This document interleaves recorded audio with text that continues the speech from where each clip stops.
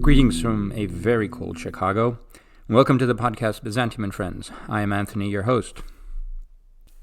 So every so often in the history of this podcast, which is now in its seventh year, I struggle to wrap my head around that. I try to produce a series of episodes that are thematically related, a kind of little cluster focusing on some, broadly related research areas or thinking about research areas. And what I hope to release in the coming weeks and months are a series of episodes that discuss the relationship between the Eastern Empire and the broader Near East, the Islamic or Islamicate world. And for those terms and their significance and debates around them, I refer you to episode 108 with Christian Sonner. I mean for these episodes to focus on what we broadly call the Middle Period, so from the 7th to the 12th centuries. And this can take two forms. One, looking at cultural or other sort of demographic relations in real time, at what was going on during those centuries, but also in looking at how our fields, the way we define research areas, allows or disincentivizes that kind of crossover study, and what can perhaps be done to make it easier. Today's discussion is going to be more the latter, but I do want to say a few words about what enables the former, and that is not the relations between Constantinople and its armies on the one hand and the Caliphate and its armies on the other. That is a research area, but that's not how I'm understanding this cluster of episodes. We'll be looking more at the cultural impact of Christian populations in the Caliphate and their dealings with the Eastern Empire. So what we're talking about are, for the most part, sort of Chalcedonian Christians who, in theory, are affiliated with the Church of Constantinople. So sometimes in the Islamic world they're called Melkites. And the continued use of Greek by these communities, but also by other communities in the Islamicate world, in addition to the fact that many Orthodox groups, that is, Orthodox in the eyes of Constantinople, had switched to Arabic for both daily life, their native language, but also liturgical practice. So there's a very interesting set of interactions that take place, between the 8th and the 11th centuries. If you think, for example, that one end of that period is bookended by, say, John of Damascus, leading Orthodox theologian writing in Greek, but in the Caliphate. And at the other end, the Roman occupation or control over the city of Antioch, which was a major center of the Orthodox Church, but operating also in Arabic. So these encounters produced very interesting texts and art and patterns of pilgrimage and travel that I hope to be discussing in some of the episodes to come. In today's discussion, by contrast, we will focus on fields and how our academic fields are configured in ways that enable, maybe prod us to look at these kinds of interactions, but also to a degree inhibit academic exchange. Specifically, I will be discussing a proposal for not a field exactly, but maybe a federation of fields, a kind of umbrella for fields to work together called the Classical Near East. And it is a proposal made by my former colleague at Ohio State and friend, Kevin van Bladel. Kevin is now at Yale University. Kevin and I were chairs of department together at Ohio State during a period of austerity. This was in the 2010s.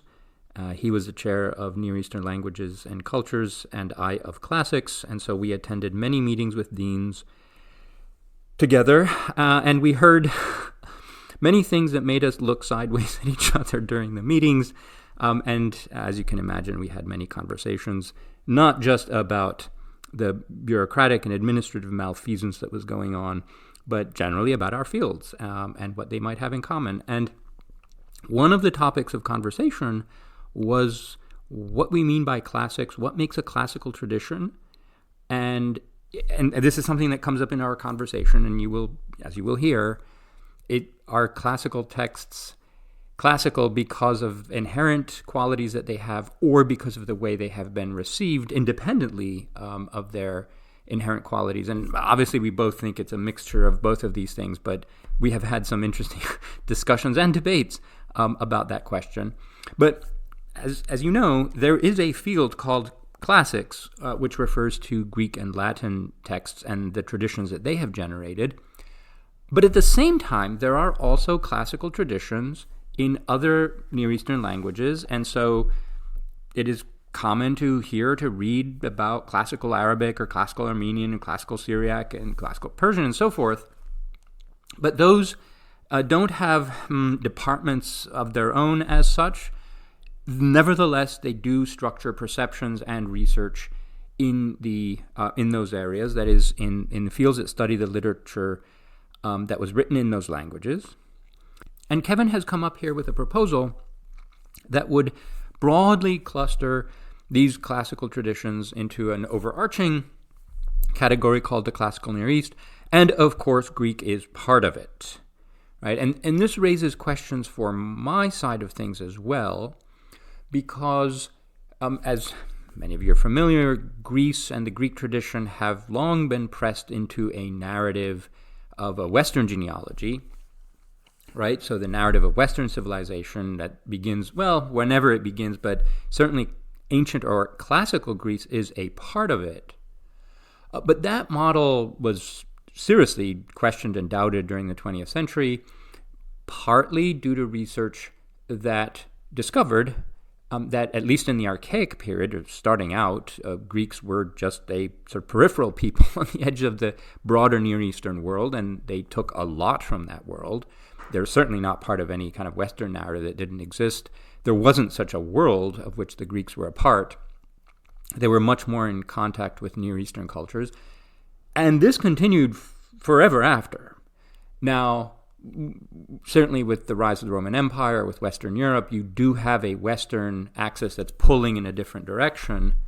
But the Greek-speaking lands around the Aegean, or even the Near East after Alexander the Great, always remained part of the broader Near East, contributing to it, but also being influenced by it in very many decisive ways. And so Greek is very much, in Kevin's understanding of what a classical Near East might look like, part of it.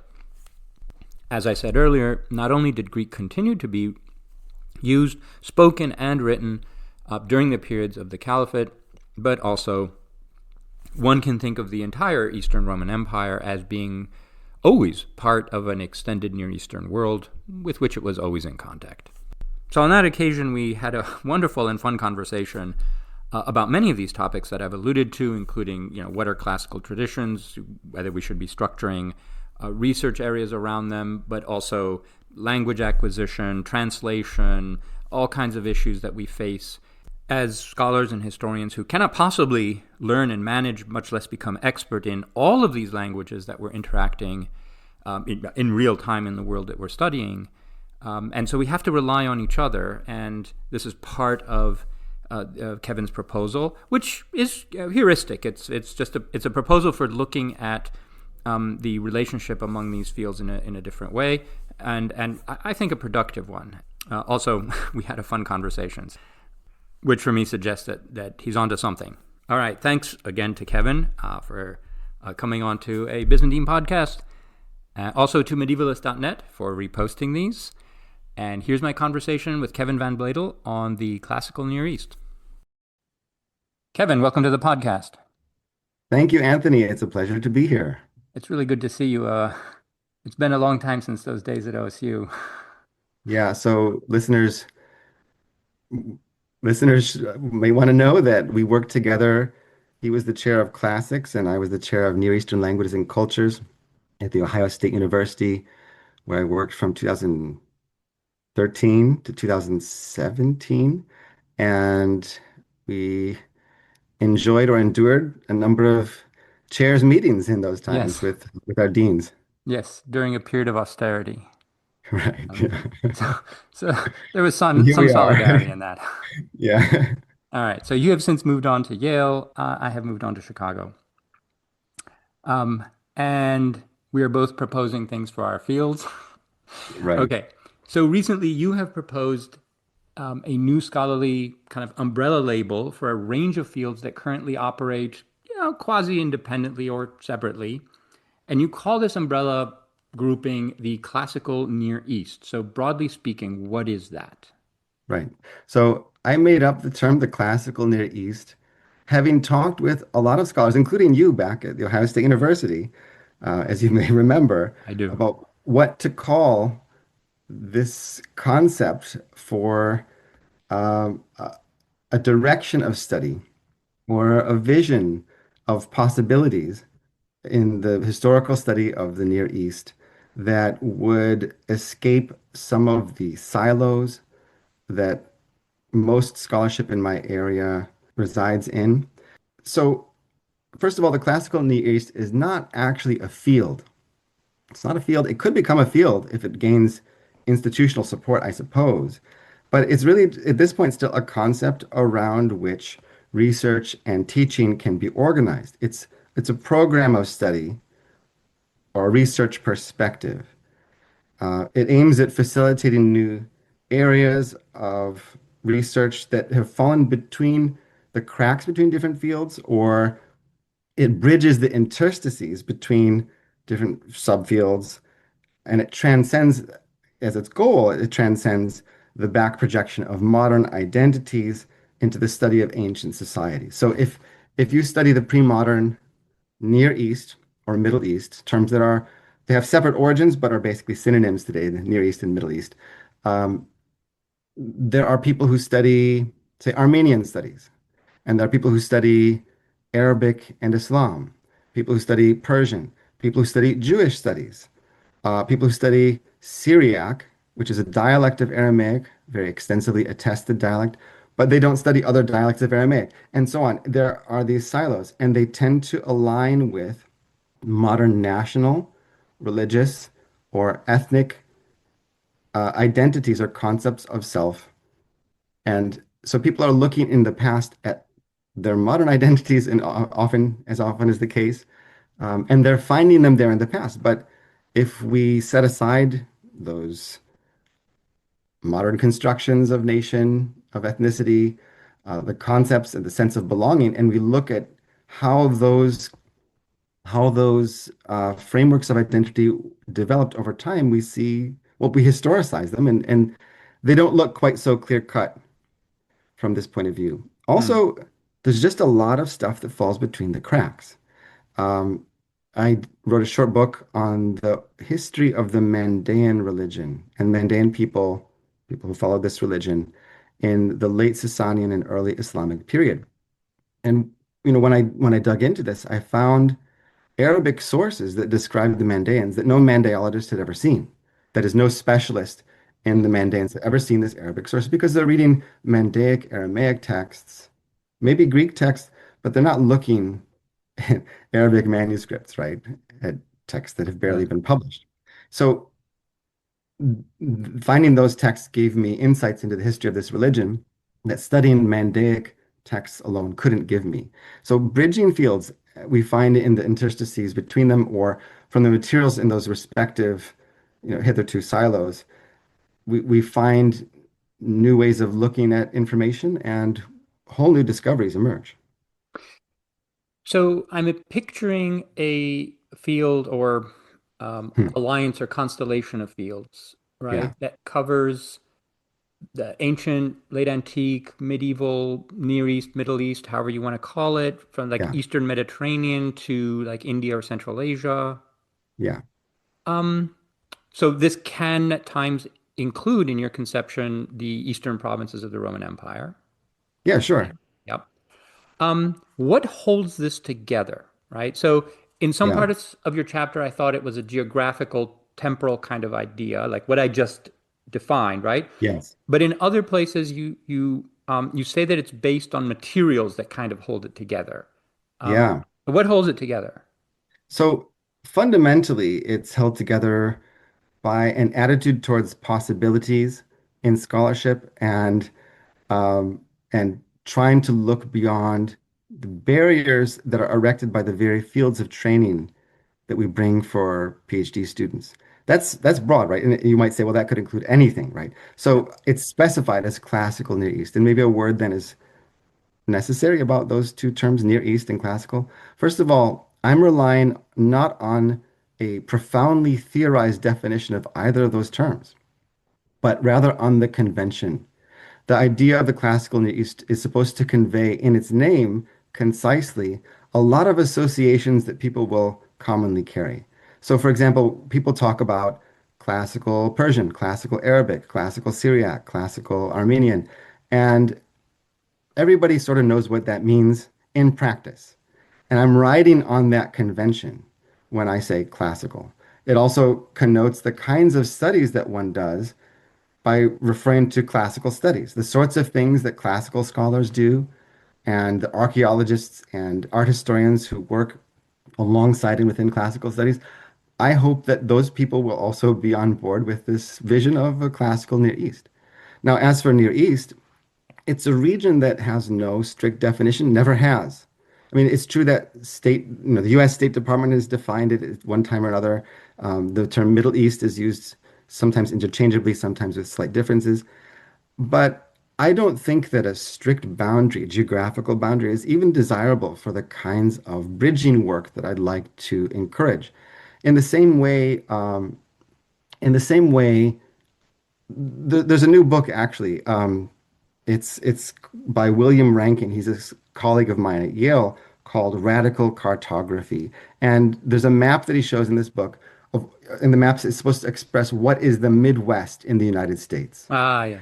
But what he did was he looked at 100 different maps and surveys that defined the Midwest of the United States, and then he gave a darker color to the most voted for states, right? So a it's not a region that is defined by any supremely authoritative institution. There's a convention. Does Nebraska count as the Midwest?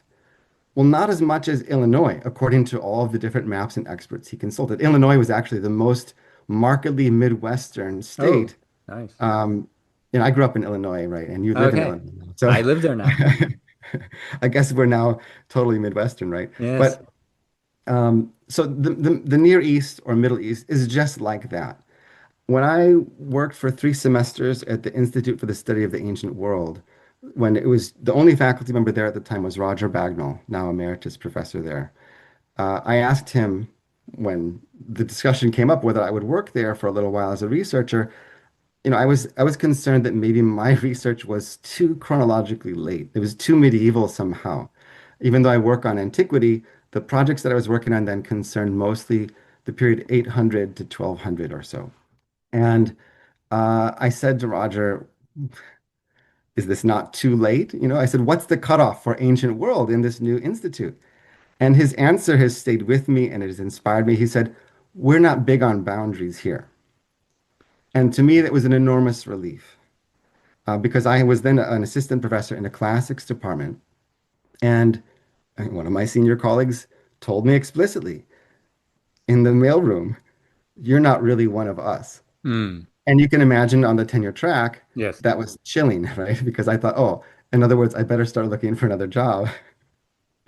But Yeah. at the same time, these were the people that I can gratefully thank for having hired me in the first place in a tenure track job, right? It was an enormous opportunity for me. But it didn't make sense. There was a certain dissonance. Am I part of this group or not? Is Arabic part of this classics department? Is Syriac part of it? Old Persian? Because I was teaching those things there and then. Um, and maybe, classical scholars don't have a very clear idea of who they are either. But there are institutions that Yeah. keep it going. The classical in the East has none of that. So let's talk about the term classical a little bit more, Yeah, because you're exactly right. There are, like, even if it's difficult to define exactly, what classical Persian or classical Arabic or classical whatever, right. like we all know roughly what we're talking about. Yeah, it's a convention. Um, yeah. Now, You and I have had this discussion, a couple of times. We had this discussion in Columbus, and we might have a Yeah. difference of opinion on what makes like the classical classics classical, Yes, yes. right? The Greek and the Latin stuff. And so there are generally two kinds of approaches to this. And one is that classical texts, I mean in Greek and Latin, Yeah. are classical to a large part because of the inherent qualities that those texts have, which have made them appealing to a continuous series of generations thereafter, which is why we have them and continue to study them. And they have always been studied since the time they were written. The reasons for that change, but they've Yeah. always held that appeal. And a second model is that they have the place that they have, right? They're on that pedestal as classical texts because of what later societies made of them in terms of investing them with that kind of importance, which may not be inherent. Now, obviously, both of these factors are, I think, in play, but I, for one, would not want to deny the inherent value of those texts, which many people who opt for, explanation B sometimes do. What makes the classical materials that hold your classical Near East together classical? Right.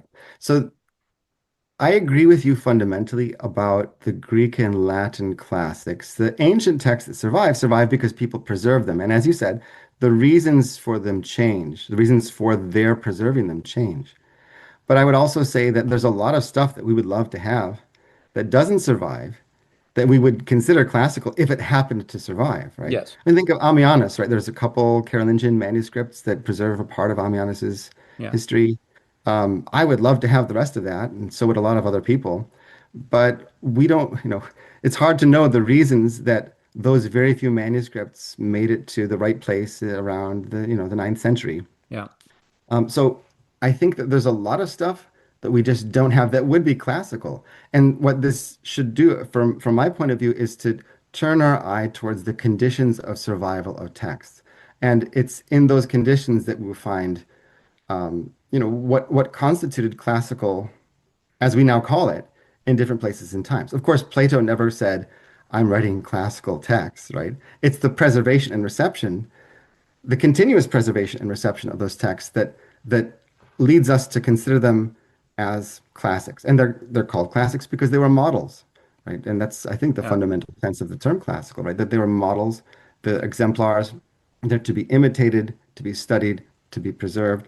And so to then get back to your question, the corpus of, say, classical Arabic texts has a lot of different kind of stuff in it compared to what we have in classical Greek texts. We use the terms by convention classical, but the corpora, there's some things that they have in common, some things they don't.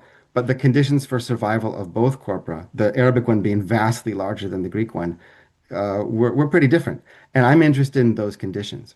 And that's part of what makes the classical Near East not a chronologically defined field, but it makes it it's a matter of looking at the conditions of survival. And it's so important that we do that also because scholars sometimes make mistakes when they assume that nothing was there that doesn't survive. Right. And I can give a clear example of that. I published a micro monograph 2024 called Written Middle Persian Literature Under the Sassanids. So there has been a majority consensus in the study of ancient Persian that the Persian speakers in the time of the Persian Sasanian kingdom, from the 3rd to the 7th century CE, that was subsequently overthrown by the first Islamic empire, that basically we don't have a lot of Middle Persian books. We have almost no Middle Persian books from that kingdom. And so scholars started to conclude in the beginning of this century, in the aughts, right, that, oh, they didn't have written literature at all. They only kept oral literature Hmm. because we don't have their books.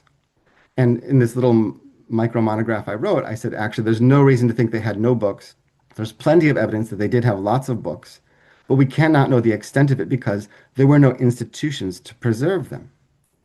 And we also Yeah. have institutions from the Sasanian kingdom that were born there, like the Church of the East or the Mandaean religious group, or the Babylonian Talmud. These were composed under Sasanian rule, and subsequent institutions persevered Yeah. They and kept their preserved those books. books.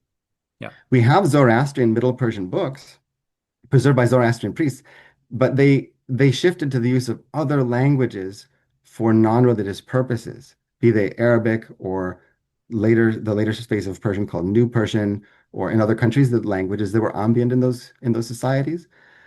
But they preserved Middle Persian books only when they were relevant directly to their profession as professionally preserved books, right? Okay. And so we know that there were such books, but the idea has been that they did everything orally. They preferred oral literature, and so my little book says no. Actually, they had that's just completely wrong. There's loads of evidence for written literature. It's just the sad case that nobody preserved it. And the same goes for many other ancient languages, including ancient Greek. Think of the dozens of authors that we hear about, and Yeah. we have fragments, if nothing at all, if not nothing at all. So I agree with you, especially on a research level. Like my Yeah, research interests are actually far closer to what you're describing. That is, why were classical Greek texts preserved? Why were others not preserved? And the institutions that did that, and the conditions under which that happened, and so forth. In fact, I'm putting together an edited volume on precisely this topic. I I just want to always emphasize that these texts have intrinsic merits that I discover every time I teach them. But okay, that's a separate Can, matter. can I add something there? Yeah. Because I agree with your argument that texts have intrinsic merit. My sense, though, is that I might be willing to cast a wider net on what counts as intrinsic merit than you. That Yes. is, you might have Okay. your favorite text that perhaps align more with a classical studies PhD reading list, Yes. right? I mean, Dimitri Gutas taught me when it comes to Arabic, we don't have reading lists. Everything matters, Yes. right? And it just matter. The question is, what does it matter for? Yeah. Of course. So your conception seems to be primarily based around literatures and languages rather than, say, empires and periods, right? Yeah. More or less. Yeah. Um, and in particular on the transmission of traditions, right? And Yes. for me, this is very interesting, and I would agree about this because it it posits traditions as works in progress, right? That that keep these societies invested in those languages, those literatures, and so forth. It it's a model that pushes back against implicitly or explicitly against the reception model. In other words, where there's an original moment of creation and then that ends, and after that, it's just quote reception, which is later Yeah. people reading earlier stuff. When I think you and I both see these traditions as evolving, Yeah. like in continuous dialogue, all the later authors with all the earlier authors in various ways. I would say that is my reception model, right? Yeah, okay, It's or just a that. different way of looking at reception. Yeah, But reception is preservation. It is selection, and it's also you could say deselection of stuff for survival yeah, implicitly. If you don't copy something, it's going to disappear. exactly, exactly. Okay, so a different question here. Yeah. Isn't the classical Near East what you're proposing? What so traditionally sort of NELC departments, departments of Near Eastern languages and cultures do? Yeah, that's a good question. And I mean, fundamentally, the answer is no. Because all right, first of all, when you say NELC department, so NELC usually stands for Near Eastern Languages and Civilizations. Sometimes the C stands for cultures, as it did at Ohio State, where we worked. And increasingly, departments of this kind have been changing their name to Middle Eastern Studies or Middle East Studies because the younger generations are understanding less and less what the Near East is or what it was meant to convey. Um, so when we talk about NELC departments or NELC type, NELC-like departments, you have to keep in mind that there are very few of them. Amidst the hundreds of US and Canadian research universities, there are last time I counted, there were 17 departments with names like that, Hmm. and then 13 others or so that were similar, like classical and Near Eastern studies, or Jewish, Middle Eastern, and something else sorts of Yeah. studies, right? Yeah. The sort of cognate departments that work similarly. And there are hundreds of classics departments, Yeah. but there are a couple dozen of these, and that scale matters. Um, these departments, like the one that I work in now, are inevitably forced to choose what they will cover. In my department at Yale University, the Near Eastern Languages and Civilizations department has four areas of specialization in its PhD, which sort of stands for our research efforts altogether. One is Egyptology. Most Near Eastern studies departments don't have any Egyptologists, right? So it's a niche profession where very few sites of privilege can fund that sort of thing. Um, then we also have Assyriology, scholars who study the ancient cuneiform world of Iraq and Anatolia. And that's a distinct field. They cover thousands of years too, just like the Egyptologists. We have a specialization in the Arabic humanities, focusing on classical Arabic. I participate in that. And we have the only institution of classical Near East studies in the world, which is a PhD specialization in that. I supervise students who are pursuing the classical Near East, which means that they can combine different things. We don't cover a lot of other stuff, right? We don't, in my department, we don't cover ancient Jewish studies, but we do have plenty of colleagues in religious studies who do that. So, classical studies is special in being an area studies field focusing on antiquity. There are lots of area studies departments. You can have Yeah. a department of Spanish and Portuguese, or whatever permutations you want, of Germanic languages and literatures. But classics is special in that it's an area studies field. It's like the original area studies before government Yeah. funding Yeah. came for area studies. Yeah. But it specializes in antiquity. And so my NELC department is like that too. And sometimes students will criticize us. They'll say, "Why don't you guys cover the modern Middle East?" And I'll tell them, because our university has in the anthropology department somebody, multiple people who work on the Middle East, and in comparative literature, people who work on that stuff. And so how you divide it up in institutions, it will vary from place to place. So what a NELC type department does will vary also accordingly. Most universities don't have departments like that.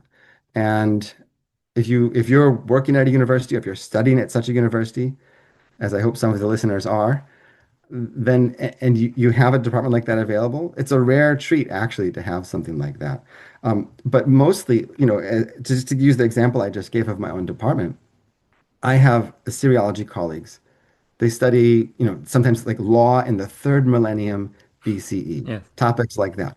And as much as I appreciate what they do, and as many times as we have methods or outlook in common, that we're dealing with the same kinds of phenomena, that is the traces of human efforts in the distant past, there's still a huge gap between the Islamic conquest of the 7th century and, or three Yes. from the late third millennium BCE. And so um, you would think that we have loads to talk about all the time, but we use different languages. We're looking at different places and sometimes the same places, but it doesn't even matter, right? Yes. Yes. So far apart Um, in time. so NELC departments don't do what I'm proposing. They are, however, thankfully, havens for the Near Eastern fields of research that I'm trying to bridge in the first place. Without them, we'd be much poorer, right? We wouldn't have these areas of study to be bridged in the first place. Yes. If I can plug Chicago, I mean, we do all of the things Yeah, here that's right. in all of Oh, those Chicago fields. is one of the great bastions for Yeah. studying the ancient Near East and the modern Near East. They're both available. Yeah. So on that point, that is how your conception of the classical Near East differs from the perhaps more diffuse priorities of sort of NELC type departments. Yeah, Why do you put Arabic at the philological yeah, heart of your project? So what makes it central? right. So I think it's possible to do classical Near East kinds of work without Arabic. It is possible. Of course it is. You can study Greek and Coptic together, right?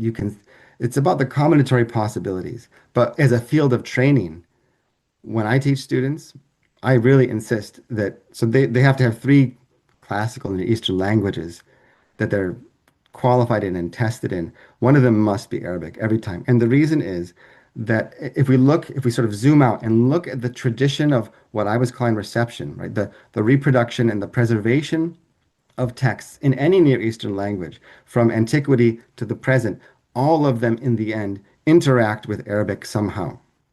Whether it's something like the case of, Zoroastrian priests in medieval Iraq who used Arabic in their spoken interactions in daily life, and they used Middle Persian for their priestly books, or whether it's a case like that of Egypt, where speakers of the late stage of Egyptian called Coptic end up becoming bilingual with Arabic and then eventually dropping the preservation of the use of their Egyptian language Coptic altogether. Or if it's a case like Armenia, where there has been a geographical enclave of speakers of dialects of one language, Armenian, who never adopted on a large scale one of the outside languages as a sort of universal secondary language, so that language shift could never occur. Nevertheless, all of these classical traditions, as I'm calling them, interacts with the Arabic one way or another, eventually. It eventually happens. And even if your concerns are solely to do with, oh, I don't know, say, pre-Islamic conquest Syria, you're looking at late Roman Syria. Even then, reference works in Arabic are invaluable. I mean, you want to study the historical geography of the Near East, we need to use the medieval 6 volume, hundreds of page per volume encyclopedic geographical dictionary of Yaqut al-Hamawi.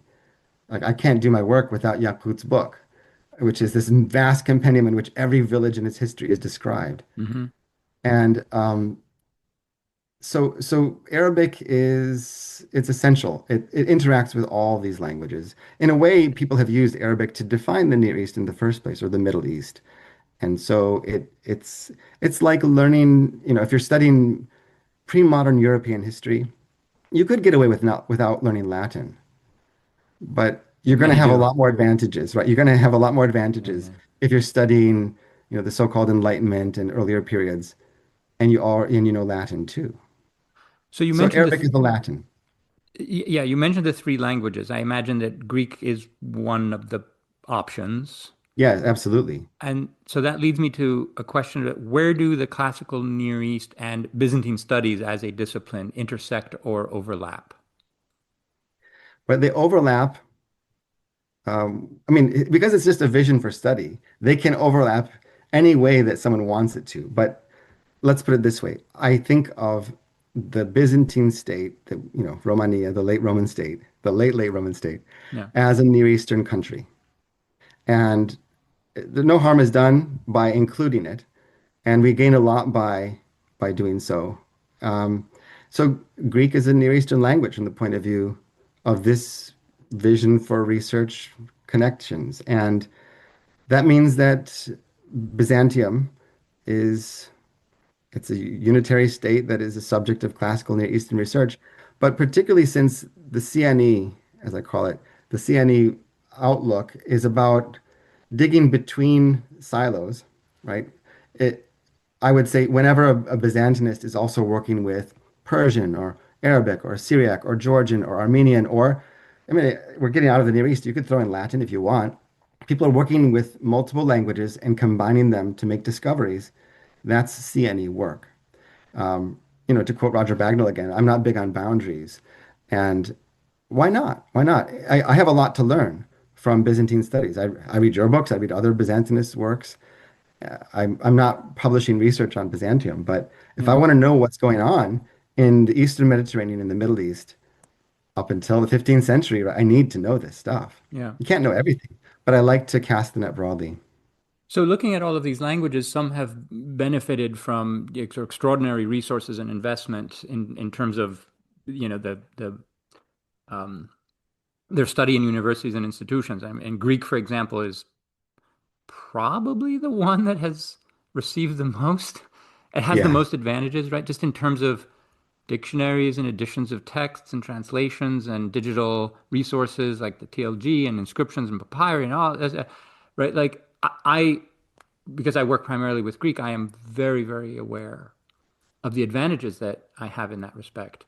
yeah, And languages such as Arabic and Syriac simply just don't have that level.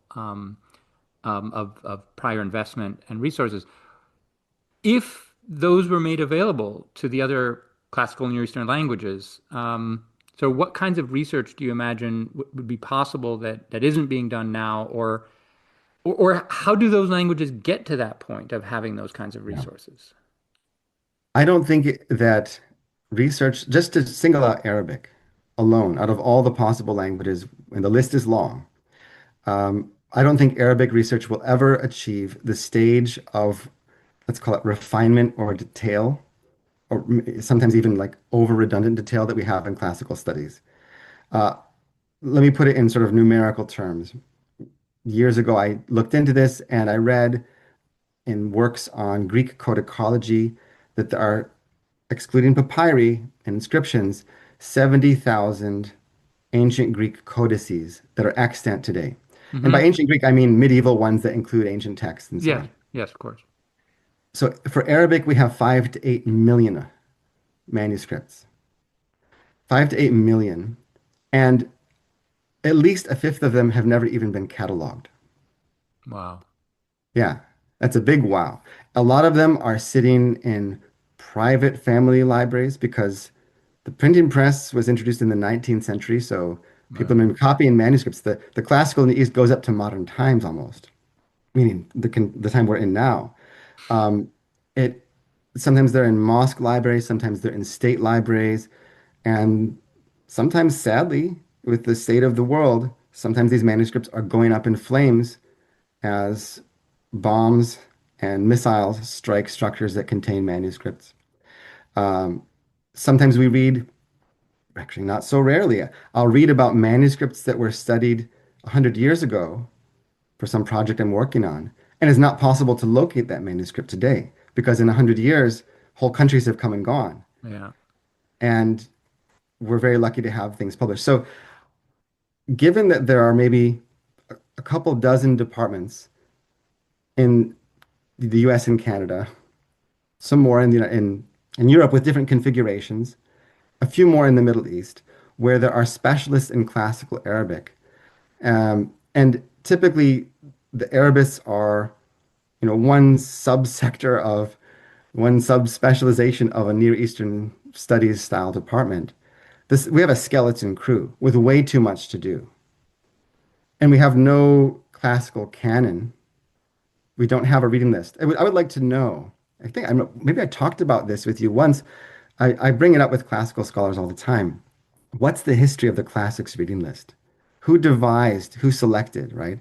Who was the person who allowed Juvenal in the early 20th century, even though it could seem a little bit naughty, right? Who shaped those lists?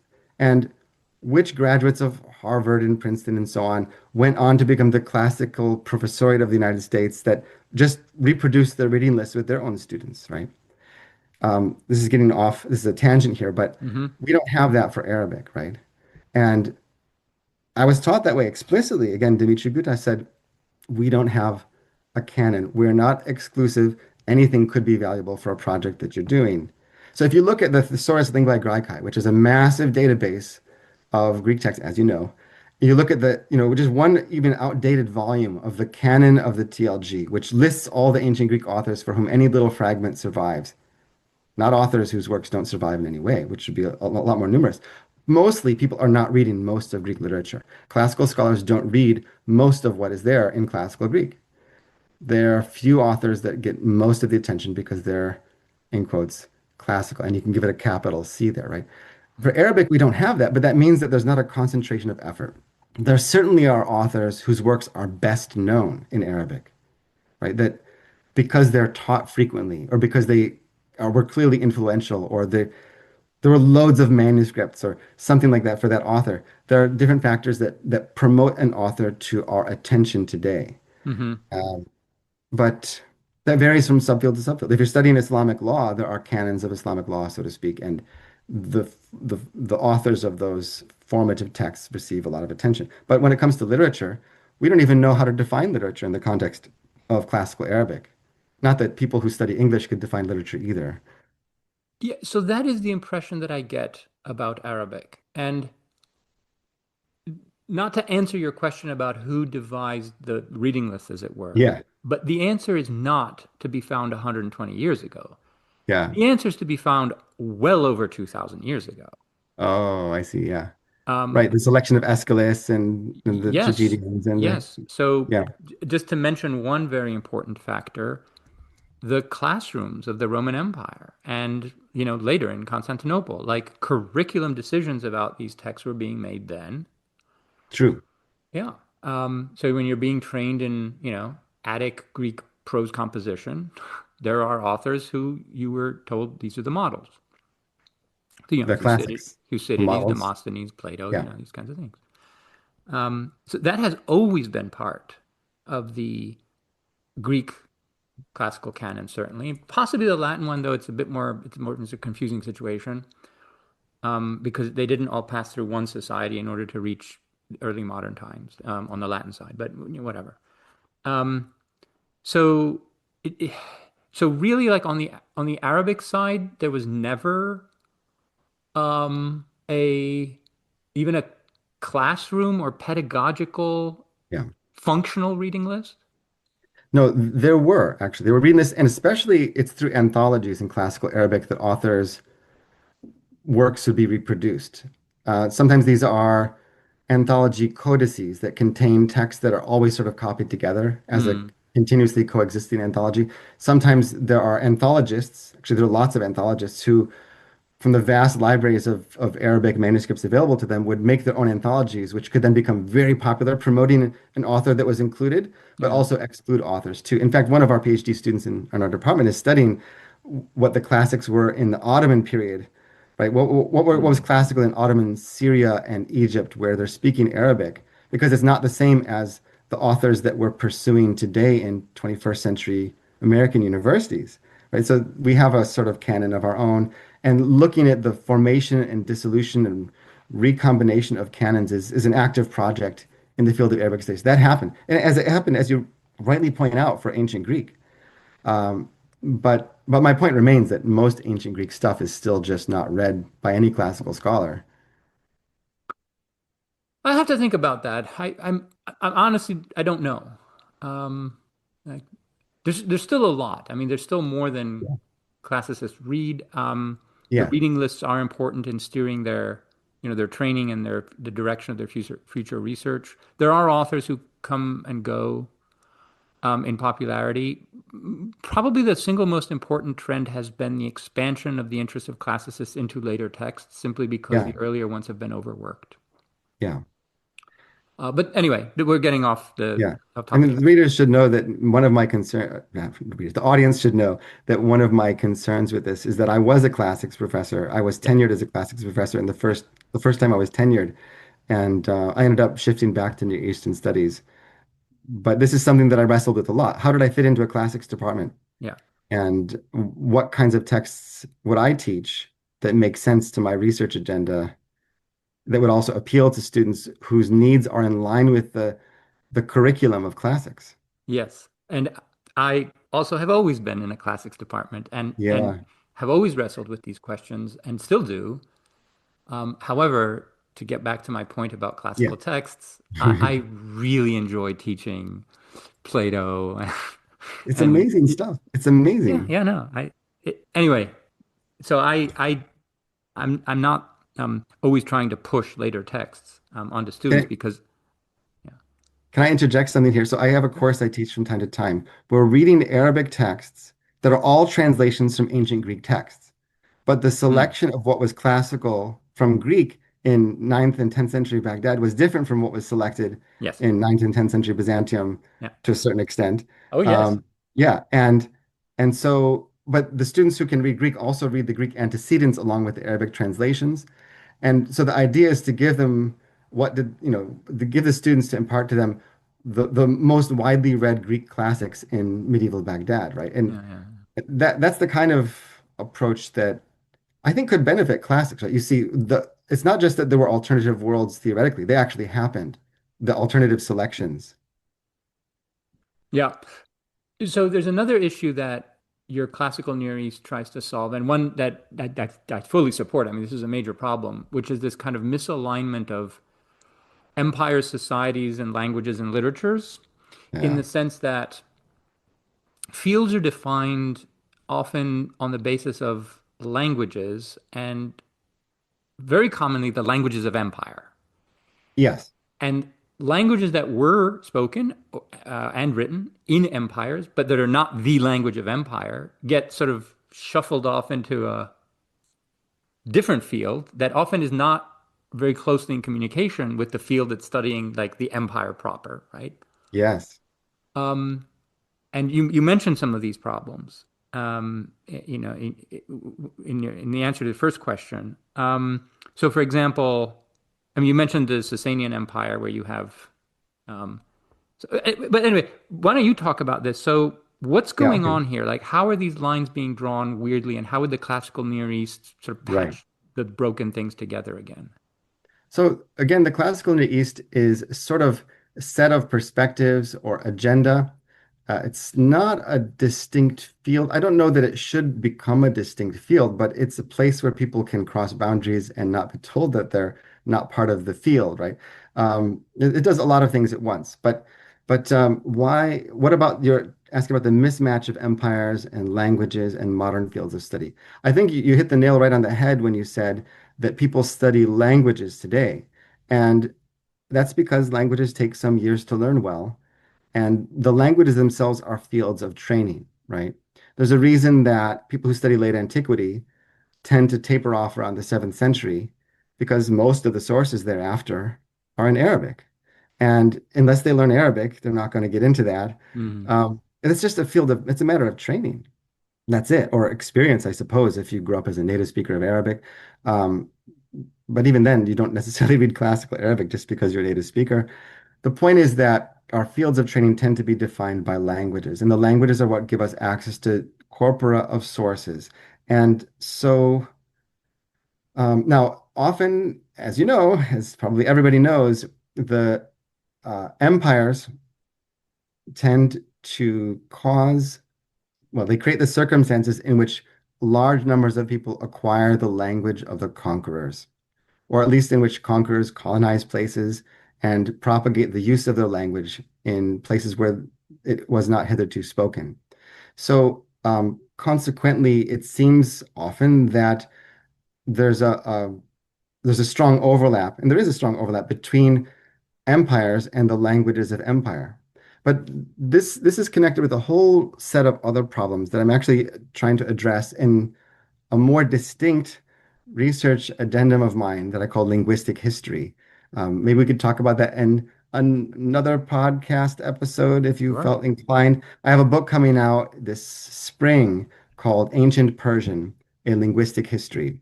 And one of the things I try to do in that book is to define what linguistic history not only should be, but what it must be, given the facts of language acquisition, language change, and language shift in populations. So it's not a coincidence that I'm thinking about these things and you're asking about them, and I'm thinking about the very same things Mm. in other parts of my work.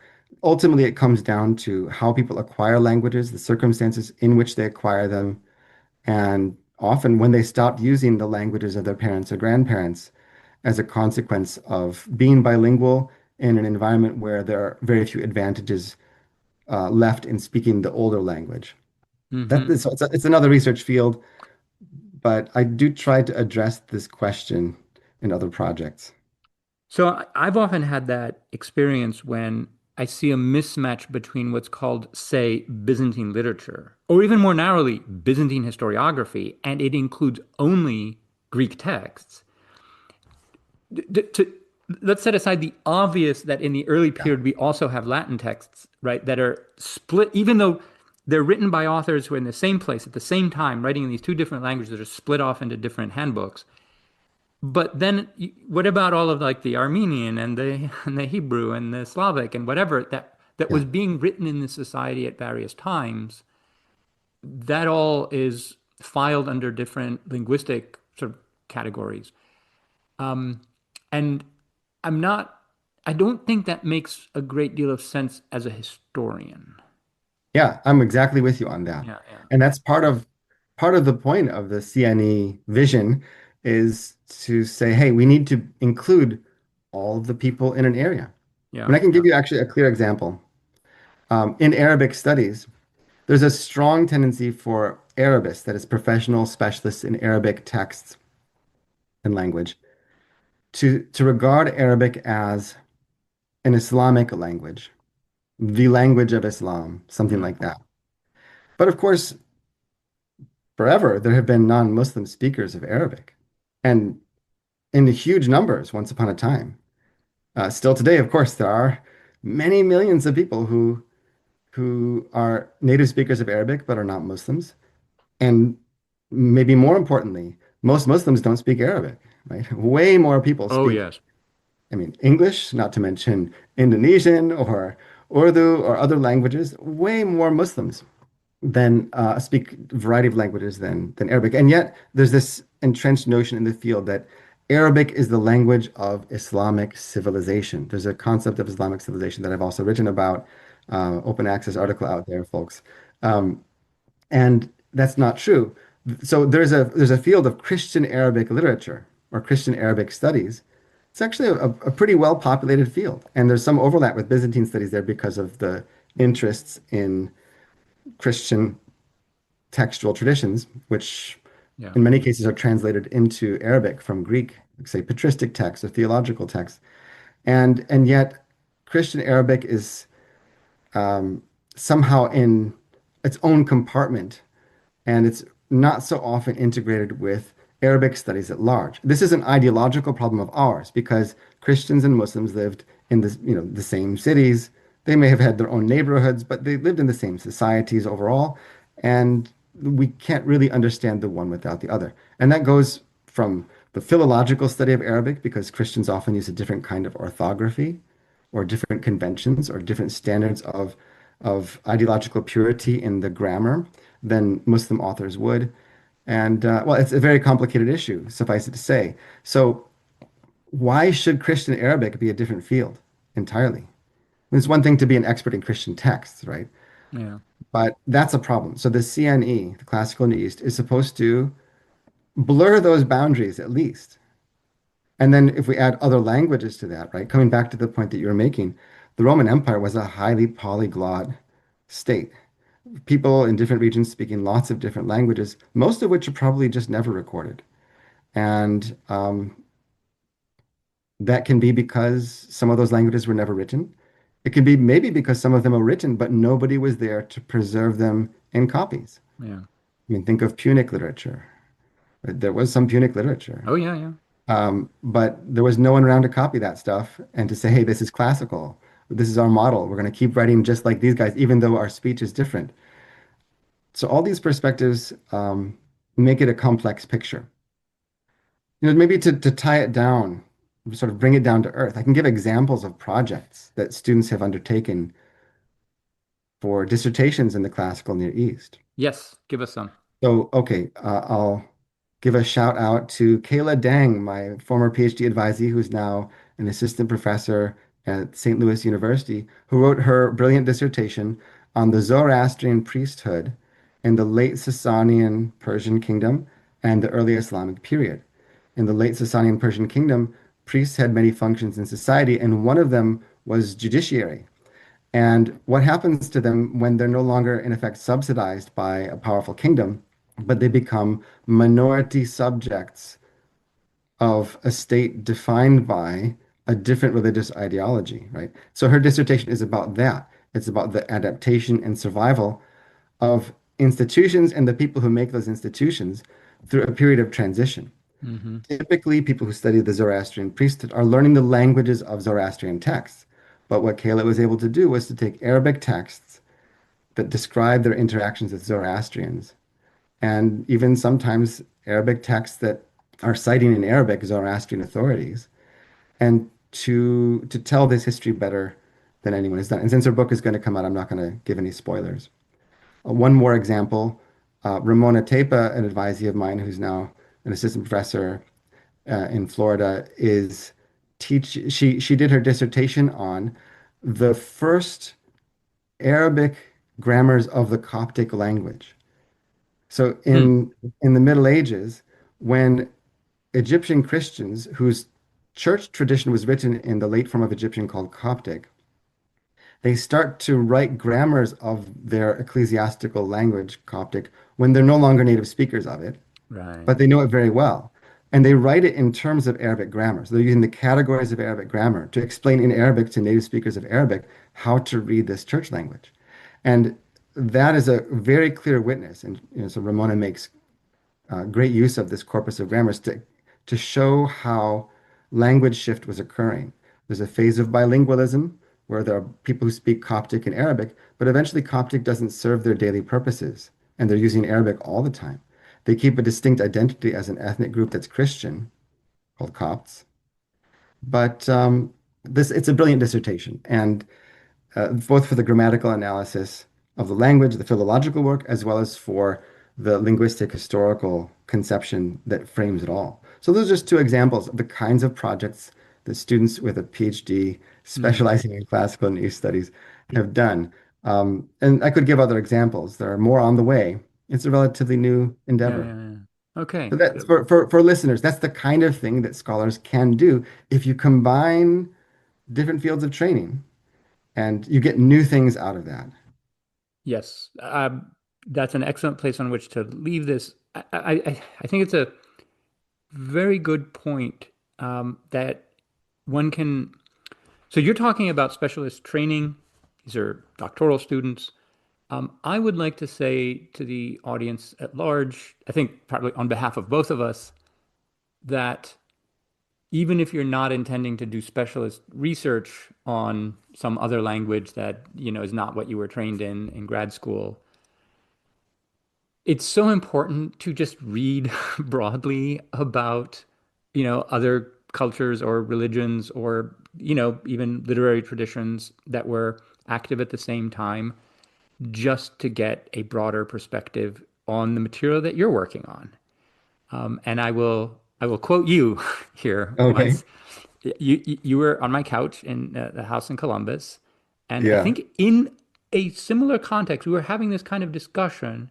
You said, "That's why translations exist. That's why we make them, so that people who are not intending to do specialist research can Yeah. actually access something of what's going on, just outside their silo."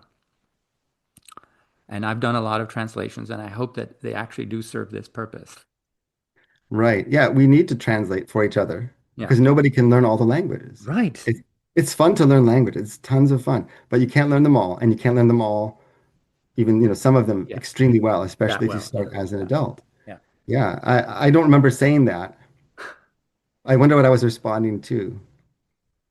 It's funny. Yeah. I mean, I remember when I was studying classics, you might find this amusing, Anthony. Um, when I was studying classics and I was getting going in classical Greek, Attic Greek, and I was given as a gift by a relative for Christmas a Loeb text. I think it was something as basic as Xenophon, but that my relative was like, "Here you go, Kevin." And I was so happy. I thought this is the coolest thing ever, right? They're so crisp and they're so neat, lovely little Yeah. bound books that they're compact and you can carry with you. And I showed it to my Greek professor and he blushed and he said, "Lobes are for babies." Yes. Right? In other words, you don't rely on translations. You have to learn the real thing. And he had a point, right? I needed to learn Greek in Greek and not learn it through English. But then fast forward, when I abandoned the classical philology PhD. I started over in Near Eastern languages and civilizations. And I was reading something with Dimitri Gutas, the advisor of mine that I mentioned now twice before in this recording. Yeah. And I was struggling with the translation. And he said, "Well, did you look at so and so's translation?" And I said, something like, "Well, I thought that would be cheating. Like, I'm not supposed to do that." And he scolded me. He said, "What do you think the translation's made for? Yeah. It's there to help you figure out this text. Someone put a lot of work into that, right?" And those two opposite pieces of advice were both true Yeah. contextually, right? That why, like, if you're making a translate, if why not use that translation? Because the translation is also a commentary. You don't rely on it slavishly, the translation, but Yeah. that Yeah. somebody else made, right? But you get the point, right? Yeah. So make use of them, everyone. That's why we Yeah, make that's them. right. Okay, Kevin, thank you so much for coming on. It was a great pleasure to speak with you again. Likewise, it's my pleasure too. And as far as the classical news goes, nobody needs it. But my protreptic to all of you listeners is to think about what it could do for you, right? Could this perspective help you? Will it let you find new things? Will it impel you to read stuff you wouldn't have read? Try it out. It's not like you get an ID card that says classical Near East Right. and you don't belong to anything, but you broaden your mind. Thank you again, Kevin.